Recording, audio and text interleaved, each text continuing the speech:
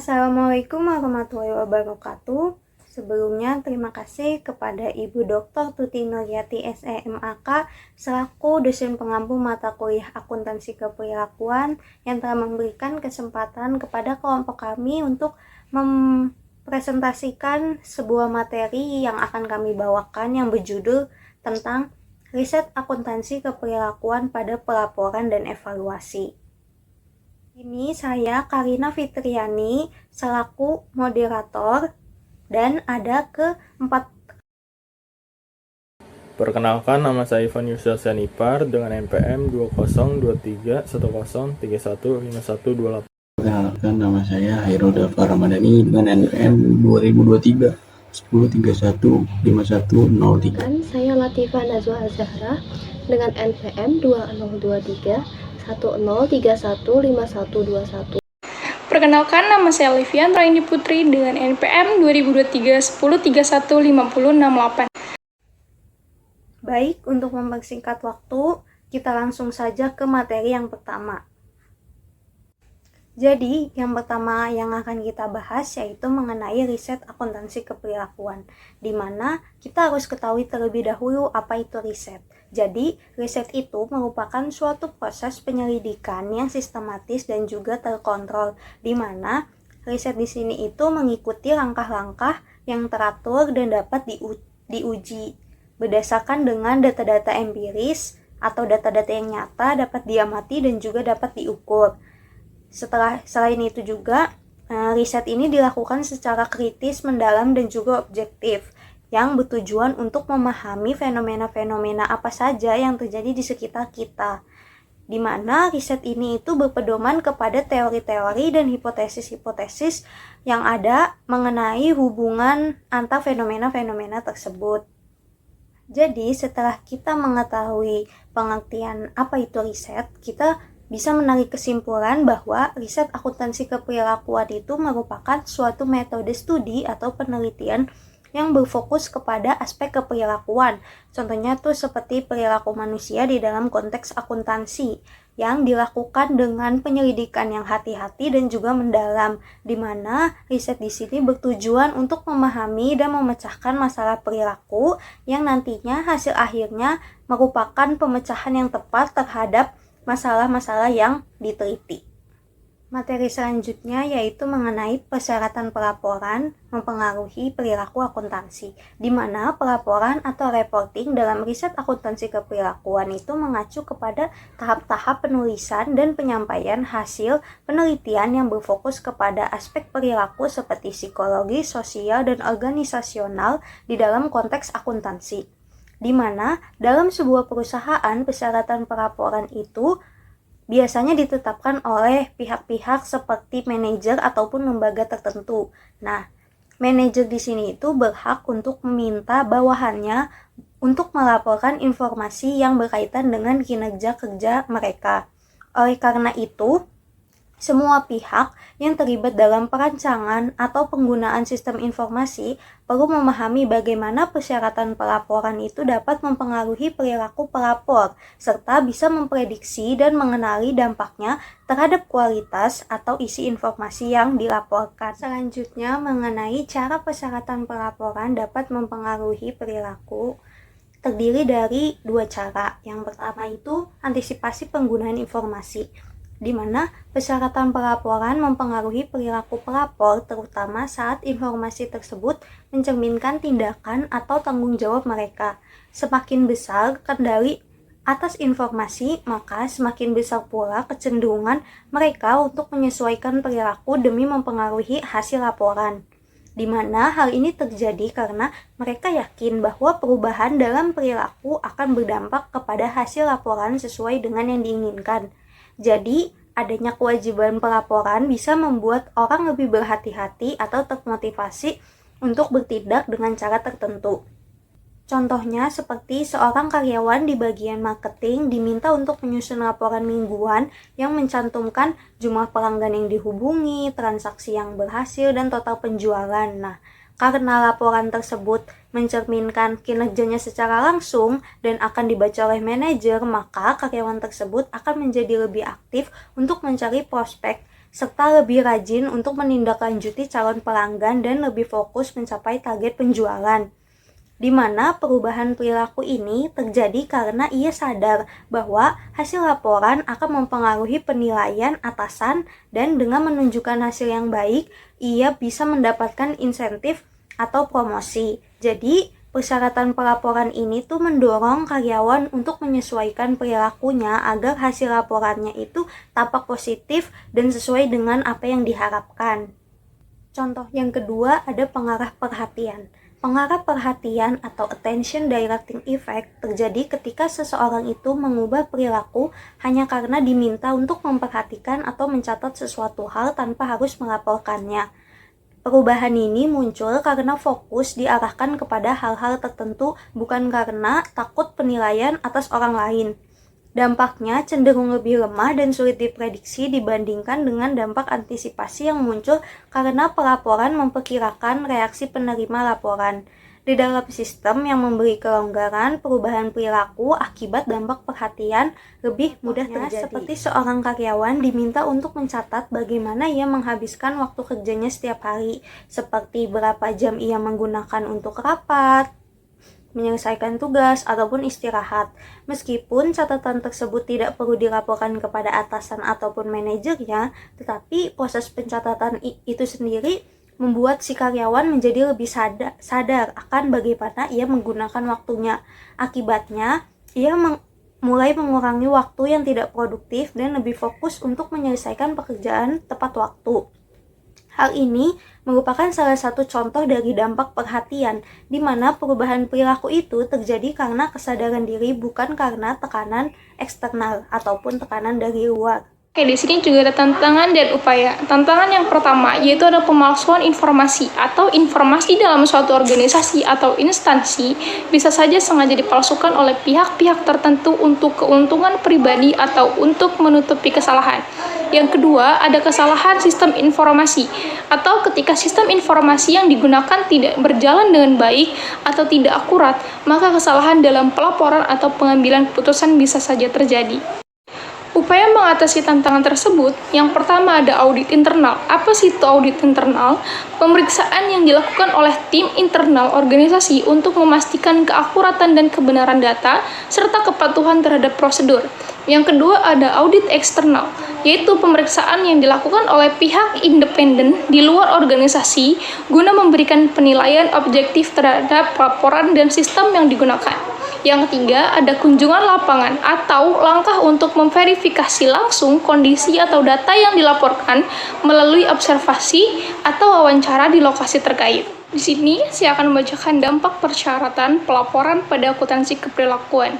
Nah, jadi di dalam akuntansi keperilakuan yang mempelajari bagaimana perilaku manusia dipengaruhi oleh sistem akuntansi, persyaratan pelaporan memainkan peran yang signifikan. Dampaknya tidak hanya sebatas pada aspek teknis pelaporan keuangan, tetapi juga sangat mempengaruhi perilaku individu dan kelompok dalam organisasi.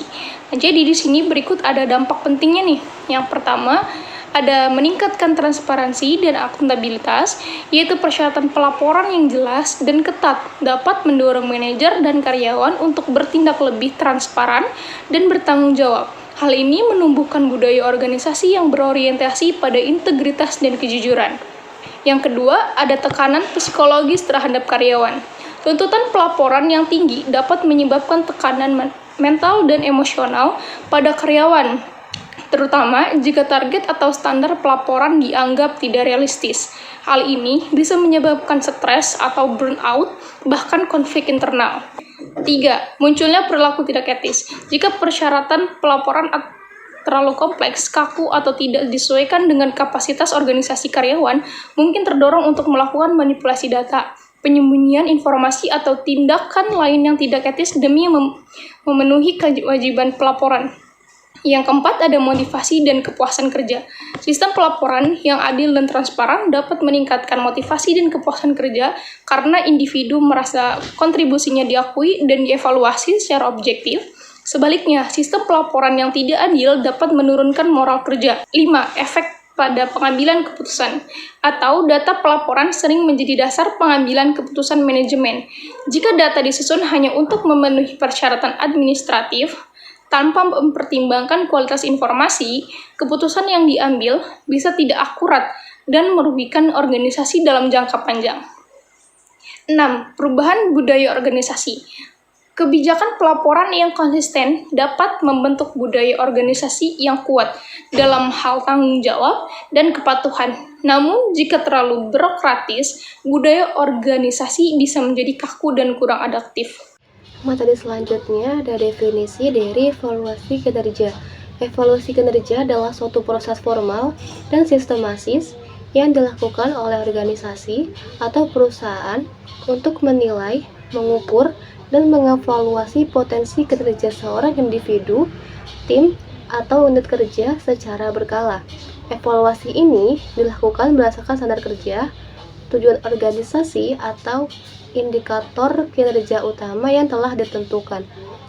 Evaluasi kinerja tidak hanya berfokus pada hasil akhir yang dicapai oleh karyawan, tetapi juga mencakup penilaian terhadap bagaimana proses dilakukan, termasuk perilaku, etika kerja, kepatuhan terhadap aturan, kerjasama tim, serta kemampuan beradaptasi dengan perubahan. Kesimpulannya, evaluasi kinerja menjadi bagian penting dari manajemen sumber daya manusia dalam menciptakan organisasi yang produktif dan berdaya saing tinggi.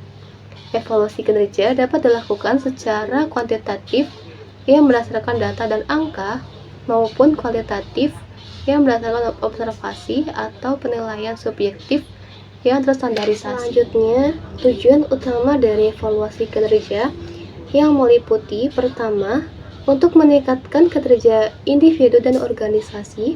Evaluasi ini dapat membantu karyawan menyadari kelebihan yang perlu dipertahankan dan kekurangan yang harus diperbaiki. Ini akan mendorong peningkatan produktivitas kerja dan pencapaian tujuan strategis organisasi. Contohnya, staf administrasi diketahui lambat dalam pengolahan data. Melalui evaluasi ini, manajer menemukan bahwa staf tersebut belum menguasai Excel secara optimal. Pada akhirnya, perusahaan akan mengadakan pelatihan Excel untuk meningkatkan efisiensinya. Kedua, untuk memberikan umpan balik yang konstruktif. Evaluasi kinerja ini memberikan umpan balik kepada karyawan tentang sejauh mana mereka memenuhi ekspektasi pekerjaan. Umpan balik ini disampaikan secara objektif dan komunikatif agar dapat mempererat hubungan antara atasan dan bawahan, sekaligus menjadi alat pembinaan yang positif. Contohnya, seorang sales mendapatkan umpan balik bahwa pendekatannya terhadap klien terlalu agresif. Dengan umpan balik ini, ia belajar teknik komunikasi yang lebih persuasif dan berhasil meningkatkan jumlah penjualannya di kuartal berikutnya. Yang ketiga, untuk mengidentifikasi kebutuhan pelatihan dan pengembangan. Melalui evaluasi kinerja ini, perusahaan dapat mengetahui keterampilan atau kompetensi apa yang masih kurang pada karyawan. Dengan demikian, organisasi dapat menyusun program pelatihan, kursus, atau pengembangan karir yang relevan dan tepat sasaran. Contohnya, tim layanan pelanggan mengalami banyak keluhan karena tanggapannya yang tidak ramah. Dari evaluasi ini, manajemen menyadari perlunya pelatihan customer service excellence untuk seluruh anggota tim. Selanjutnya, untuk memotivasi karyawan, evaluasi ini dilakukan secara adil dan transparan, dapat meningkatkan motivasi kerja. Ketika karyawan merasa dihargai atas kontribusinya dan melihat ada peluang untuk berkembang dalam organisasi, mereka akan lebih termotivasi untuk memberikan yang terbaik. Contohnya, karyawan dengan kinerja terbaik setiap kuartal mendapatkan penghargaan dan bonus tambahan. Hal ini mendorong semangat kerja dan kompetensi sehat antar karyawan. Yang kelima, untuk menjaga standar kerja dan perilaku. Evaluasi kinerja ini memastikan bahwa karyawan mematuhi standar kerja, etika profesional, dan kebijakan perusahaan. Hal ini membantu menjaga kedisiplinan, meningkatkan tanggung jawab, dan menciptakan budaya kerja yang positif. Contohnya, seorang karyawan yang sering datang terlambat diberikan peringatan melalui hasil evaluasi. Setelah ditegur, ia menjadi. Di sini saya akan menjelaskan tentang kegunaan evaluasi kerja. Yang pertama adalah mengelola kegiatan, yaitu membantu organisasi mengatur aktivitas kerja agar lebih efektif dan efisien. Kemudian yang kedua adalah membantu karyawan, membantu memahami tentang apa yang dibutuhkan dan tanggung jawab serta target kerja. Kemudian mengidentifikasi kebutuhan, yaitu memberikan pelatihan atau pengembangan bagi karyawan. Kemudian yang keempat adalah memberikan feedback, yaitu memberikan umpan balik tentang kinerja yang sudah dilakukan oleh karyawan. Kemudian yang kelima ada dasar hadiah dan hukuman, menjadi pemberian penghargaan atau sanksi atas sesuai hasil kerja. Setelah itu, saya akan menjelaskan tentang motivasi sebagai pendorong efisiensi. Jadi motivasi fokus terhadap bagaimana untuk mendorong perilaku manusia dalam mencapai tujuan. Salah satu alat prediksi motivasi adalah teori harapan, yang menyatakan bahwa perilaku manusia dipengaruhi oleh upayanya dalam mencapai kepuasan pribadinya. Jadi secara singkat adalah teori ini sama seperti teori tabur tuai. Apa yang dia tabur itu yang dia tuai, untuk mendapatkan sesuatu dari apa yang sudah dia tanam. Hubungan usaha dan kinerja. Semakin besar usaha yang dikeluarkan seseorang, semakin baik kinerjanya. Jika prioritasnya jelas, maka dia akan melakukan hal semaksimal mungkin dalam pekerjaannya. Nah, kemudian yang kedua ada hubungan kinerja dan hasil. Tingkat kinerja tertentu diyakini akan menghasilkan hasil yang sesuai harapan. Kemudian yang ketiga adalah hubungan hasil dan tujuan pribadi. Hasil kerja yang sesuai harapan akan memotivasi karena ada imbalan yang sesuai dengan keinginan pribadinya. Selanjutnya ada langkah-langkah evaluasi kinerja. Di sini terdiri dari 6 poin. Poin pertama, penentuan segmen dan aktivitas. Identifikasi unit kerja atau individu yang akan dievaluasi. Jadi ini adalah langkah awal untuk menentukan siapa atau bagian mana dalam organisasi yang kinerjanya akan dinilai. Contohnya bisa departemen produksi, tim penjualan, dan individu lainnya. Tentukan batas tanggung jawab. Secara jelas, untuk menghindari tumpang tindih, penting untuk mengidentifikasikan dengan pasti area dan tanggung jawab yang akan dievaluasi agar tidak kerancuan dan atau tumpang tindih dengan evaluasi unit atau individu lainnya. Yang kedua ada penetapan kinerja. Jadi di sini kita menggunakan indikator kuantitatif ROI, EVA. Untuk kualitatifnya kita menggunakan kepuasan pelanggan. Kriteria kinerja harus terukur. Indikator kuantitatif adalah angka yang bisa diukur, misalnya return on investment atau economic value. Sementara indikator kualitatif berfokus pada kualitas atau kepuasan, misalnya kepuasan pelanggan atau kepuasan layanan. Di sini contohnya untuk tim customer service, kriteria bisa dimasukkan rata-rata tertentu respon dan skor kepuasan pelanggan. Ini memberikan contoh spesifik bagaimana kriteria ditetapkan. Untuk layanan pelanggan, kecepatan respon dan tingkat kepuasan pelanggan adalah matrik penting. Selanjutnya di poin ketiga, pengukuran kinerja aktual. Kumpulkan data melalui sistem akuntansi, survei, atau observasi langsung pada tahap ini. Data kinerja segera dikumpulkan. Sumber data bisa beragam, mulai dari laporan keuangan, sistem akuntansi, kuesioner atau survei, hingga pengamatan langsung di lapangan. Pastikan data akurat dan relevan dengan periode evaluasi. Data yang dikumpulkan harus valid, dapat dipercaya, sesuai dengan rentang waktunya. Kita ada poin keempat, analisis penyimpangan. Bandingkan hasil aktual dengan target. Setelah data kinerja terkumpul, langkah selanjutnya adalah membandingkan hasil yang dicapai dengan target atau standar yang telah ditetapkan sebelumnya.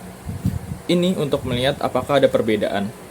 Identifikasi akar masalah penyimpangan, baik teknis, misalnya mesin rusak, maupun perilaku itu misalnya kurangnya motivasi. Jika ada penyimpangan, itu kinerja di bawah target. Penting untuk mencari tahu penyebab utamanya atau akar masalah. Bisa bersifat teknis. Kalau teknis itu bisa kerusakan pada alat atau berkaitan dengan aspek manusia, misal kurang motivasi dari karyawannya. Selanjutnya, poin kelima, tindakan korektif. Rencana solusi spesifik seperti pelatihan atau perbaikan proses. Setelah akar masalah diidentifikasi, perlu dirumuskan tindakan perbaikan yang jelas dan terarah. Ini bisa berupa memberikan pelatihan kepada karyawan, memperbaiki alur kerja, atau melakukan perbaikan pada sistem. Libatkan karyawan dalam diskusi untuk meningkatkan komitmen.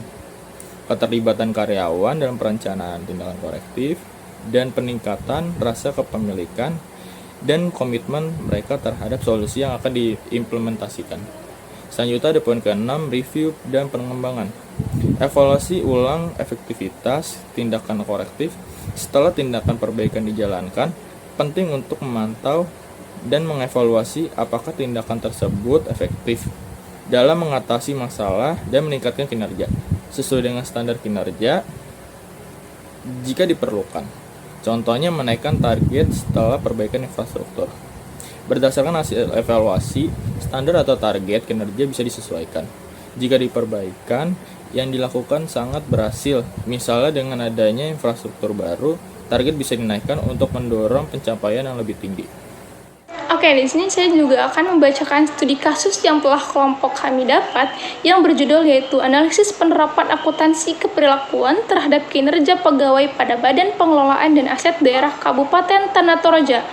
Yang penulisnya yaitu ada Enike Ferawati Pauranan, Mukhlis Ruslan, Indah Syamsuddin pada tanggal 30 April 2024. Yang berlatar belakang, BPKAD Kabupaten Tanah Toraja memiliki peran krusial dalam pengelolaan keuangan dan aset daerah. Namun, tantangan dalam memenuhi persyaratan pelaporan keuangan tepat waktu dan akurat masih menjadi kendala. Keterlambatan dalam penyampaian laporan keuangan oleh bendahara organisasi perangkat daerah atau OPD, serta kesalahan dalam penempatan angka pada laporan keuangan menghambat proses evaluasi kinerja yang efektif. Juga ada perannya. Yang pertama ada pengukuran kinerja, fokus pada faktor perilaku seperti motivasi, persepsi, dan sikap pegawai. Yang kedua ada evaluasi kinerja, yaitu menilai kinerja berdasarkan proses dan upaya, bukan hanya hasil akhir. Yang ketiga, ada pelaporan keuangan, yaitu laporan disusun agar mudah dipahami dan sesuai dengan kebutuhan pengguna.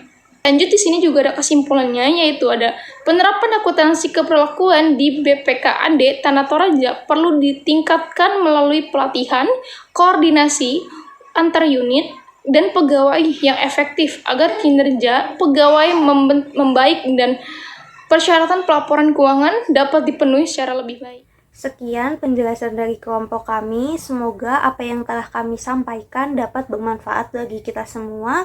Kurang lebihnya kami mohon maaf. Terima kasih. Wassalamualaikum warahmatullahi wabarakatuh.